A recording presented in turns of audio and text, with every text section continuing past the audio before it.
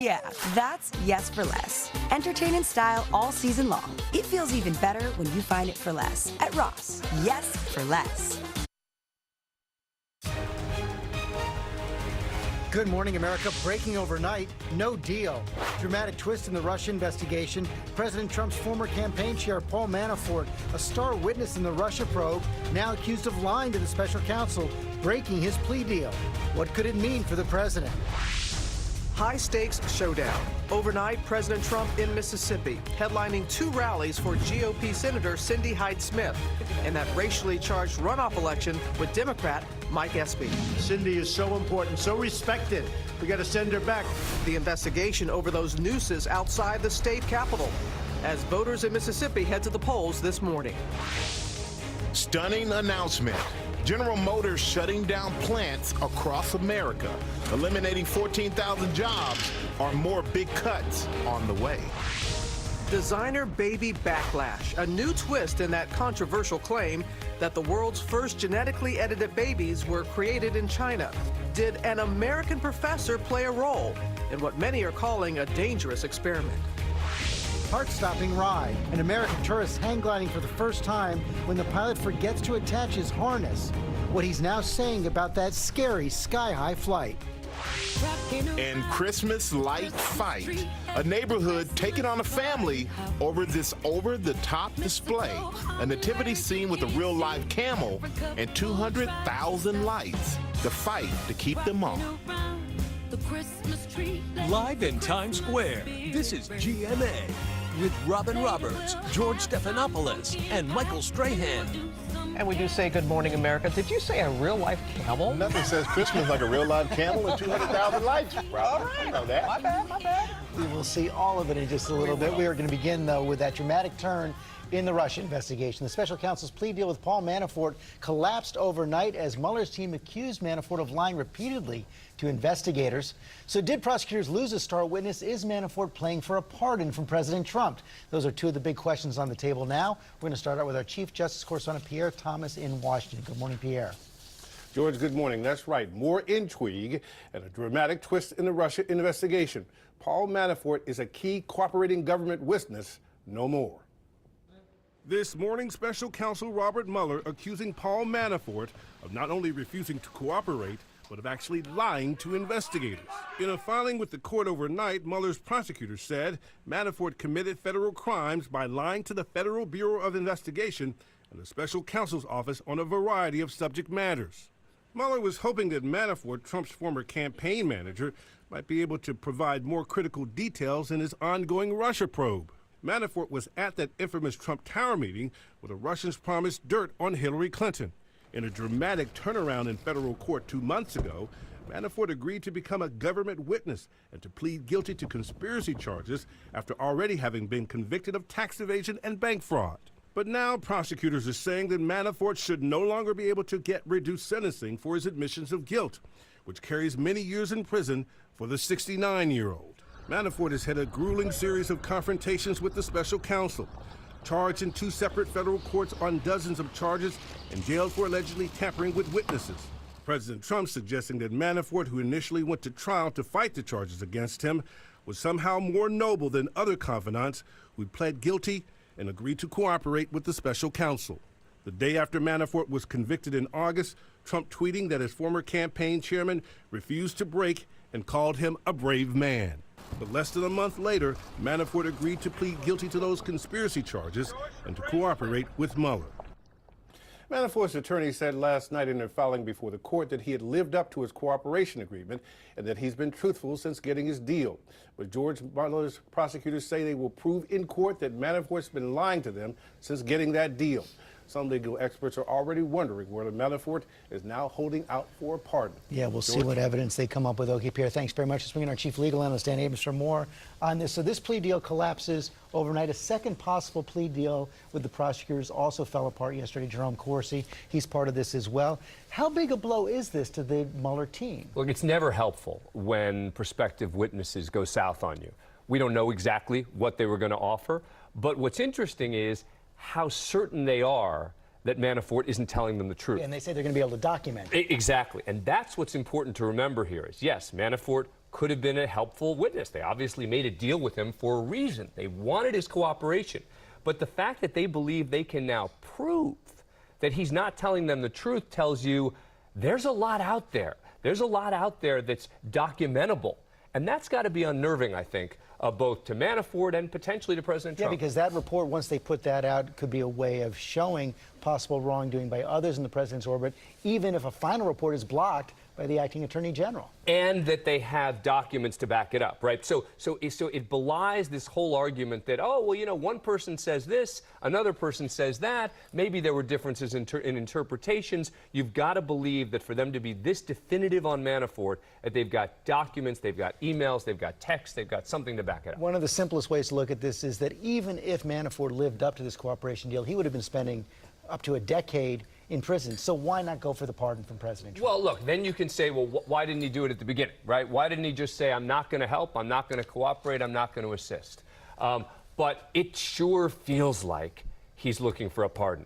Why else would you make an agreement and then allegedly lie about numerous issues? This wasn't just one, numerous issues, unless you know you've got a backstop. One final twist there. If there was any communication from the president stream that a pardon could be coming?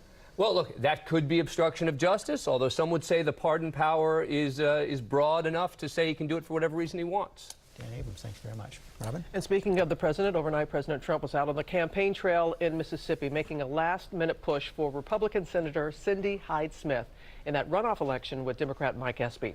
Now voters are heading to the polls this morning. Our chief national affairs correspondent is Tom Yamas. He's there in Starkville, Mississippi with more. Good morning, Tom. Robin, good morning to you. The voting starts here in less than an hour at 8 o'clock Eastern. We are in Mississippi. This should have been an easy pickup for Republicans, but because of allegations of racism, the president taking no chances, campaigning through the state yesterday late into the night, he wants to make sure they don't lose this Senate seat. Overnight, President Trump emerging from a giant chimney, turning his Mississippi rally into a winter wonderland, hoping to deliver an early Christmas gift to Republicans. We need the people of Mississippi to go to the polls and elect Cindy Hyde-Smith. The president hosting back-to-back rallies for Senator Cindy Hyde-Smith in the Mississippi special election. Cindy is so important, so respected. We got to send her back. The president's visit coming on the same day nooses were found hanging outside the state capitol, along with these signs. One reading, "We're hanging nooses to remind people that times haven't changed." Senator Hyde-Smith facing criticism for appearing to embrace the state's racist past. She's seen in this Facebook photo from 2014, posing in a Confederate cap. Her caption, "Mississippi history at its best." And earlier this month, joking with a supporter about public hangings.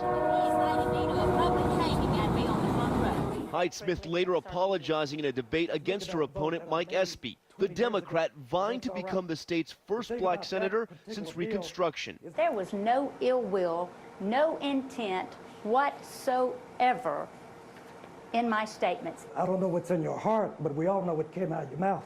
But Trump supporters we spoke with are standing by Hyde-Smith. What do you think about Senator Hyde-Smith? Well, if Trump's for, I'm for. What do you think about some of the allegations of racism against her that have come out over the last couple of weeks? I think they're ridiculous. They're just trying to find something to do mudslinging. Now, there has been no recent reliable polling, so we don't know if this race is even close. But to give you an idea of how worried Republicans may be, besides the president, the vice president was here, Senator Lindsey Graham, and both the head of the Republican Party and the Trump campaign, all here to rally for Senator Hyde-Smith. Michael, they want to make sure they don't lose this seat.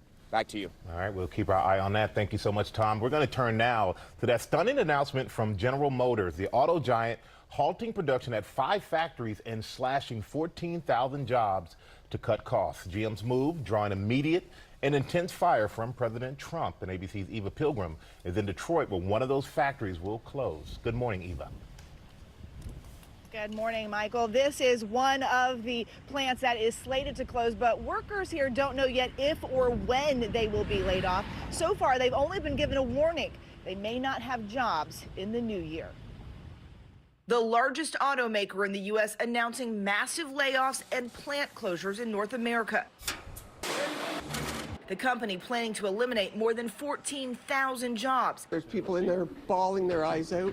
I've never seen anything like it, and we can't get any answers. 5 plants on the chopping block, all slated to shut down by the end of next year. I worry for all the people who have put in so many years of their lives, and they don't know what's going to happen tomorrow.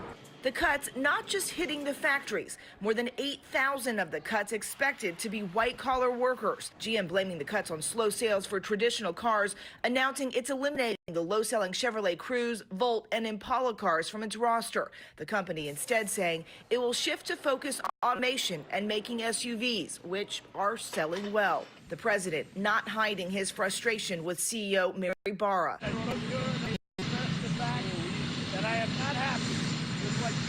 GM acknowledging the increased tariffs due to a trade war aren't to blame for the cuts. No, not tariffs. Had nothing to do with tariffs. She said the car was not selling. But in June, issued a stark warning that, quote, increased import tariffs could lead to a smaller GM. The company saying the current trade policy has cost them $1.4 billion. Executives hope the layoffs and closures will save at least $6 billion in cash by the end of 2019.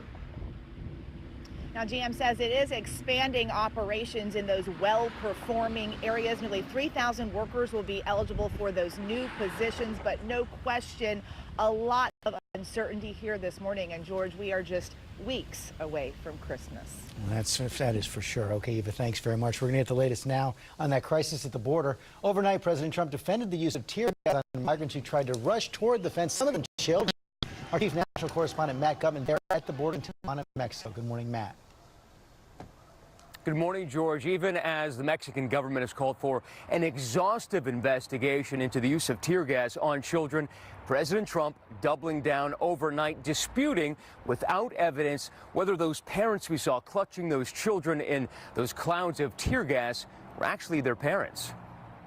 This morning, the migrant caravan arriving at the border continues to grow, expected to reach 9,000 in the coming days, but also licking its wounds after clashes with U.S. Customs and Border Police agents on Sunday. A contingent of migrants rushed through the fence, met by a wall of tear gas. Caught in the clouds of gas, frantic mothers and their children. Overnight campaigning in Mississippi, President Trump, without evidence, disputing that the migrants were the children's parents at all. But how did you feel when you saw the images of the women and children running from the tear gas? Well, I do say, why are they there? I mean, I have to start off. First of all, the tear gas is a very minor form of the tear gas itself. It's very safe. In some cases, you know, they're not the parents. These are people, they call them grabbers. They grab a child because they think they're going to have a certain status by having a child. ABC News has embedded on and off with the caravan for over a month, but has seen no evidence of so-called grabbers. And Secretary of Homeland Security Kristen Nielsen saying in a statement the limited number of women and children in the caravan are being used by the organizers as human shields. This is putting vulnerable people in harm's way. But some here, like Duval, one of those who tried to rush the fence, say they've had enough. He says now he wants to go back. Yesterday was too scary and he just wants to go home. Now, the Mexican government said overnight that over 100 migrants, people like Duval, who we interviewed, have asked to be repatriated back to their home countries. Now, the mayor here in Tijuana has called what you see behind me a humanitarian crisis, Robin, one that is only set to grow as thousands of additional migrants are expected here over the coming days. Robin. All right, Matt, thank you. Now that winter storm that is on the move, creating more travel headaches, airlines racing to de-ice planes at Chicago's O'Hare Airport. On Monday, hundreds of more flights were canceled or delayed. Now that system is bringing snow and rain here to the Northeast. Rob is tracking it all for us. Good morning, Rob. Hey, good morning, Robin. It's going to take some time to catch up on those flights and that flight schedule. Such heavy wet snow yesterday in Chicago. Look at this. All these trees coming down. You can see the roads kind of coated in ice. What a nightmare of a commute for folks just trying to get around either by train or by bus. The problem with November snow, it's kind of a warm season snow. It makes it more difficult actually to drive, especially on untreated roads. And that's what we saw last night here at Erie, Pennsylvania. Look at that jackknife trailer just down I-90 near Astabula. And east of Cleveland, Ohio. Similar situation. This person now almost hitting a light pole there. Looking at more snow today. Look at this radar. We've got a low here, one spinning off the coast there. And as these two merge, that will bring in more cold air, turning more of this to flat-out snow throughout the day today. So we've already seen about a foot in parts of New Hampshire and Vermont. Over 50,000 people without power. I expect more power outages today and potentially over a foot of snow as we go through the next several days. Michael? All right, thank you, Rob. And, you know, there's new outrage over that deadly police shooting at an Alabama mall. A demonstrators taking to the streets overnight, shutting down the highway and marching to the mall where E.J. Bradford was mistakenly killed on Thanksgiving by police. Steve Osensami is in Hoover, Alabama with the latest. Good morning, Steve. Good morning to you, Michael. For another night, protesters filled the streets demanding that police release the body camera video of the incident that took place at this mall behind me that claimed the life of 21-year-old J. Bradford. They shut down the highway, as you mentioned, and marched through the mall. The incident that started all this happened on Thanksgiving Day. There was a fight between two men that turned into a gunfight, not one of them Bradford. The family says Bradford was there with a legal gun trying to help, and when police arrived in the chaos, they couldn't tell who was who and shot Bradford dead. Police have offered the family their sympathies, but have stopped short of an apology. Police are telling us they're not releasing anything until this investigation is over. Michael? All right, prayer with that family, Steve. Thank you. Robin? And the investigation does need to continue. Now to the holiday shopping rush and a record-breaking Cyber Monday. Our chief business correspondent, Rebecca Jarvis, is outside here in Times Square with that and the new deals that are coming. Good morning, Rebecca. Hey, good morning, Robin. Yeah, that's right. This was the single biggest online shopping day in history. $7.9 billion in sales, up 19% from last year. A lot of those happening on smartphones, about $2 billion, according to Adobe Analytics. And some of the biggest sellers of the day were toys. Some of the hottest toys of the sales day: little live pets, LOL Surprise, and fingerlings. Video games were also a huge category: Nintendo Switch and Red Dead Redemption 2. Plus, top electronics were streaming devices and Beats headphones, Robin. And it's not just Cyber Monday anymore. It's the whole week, isn't it?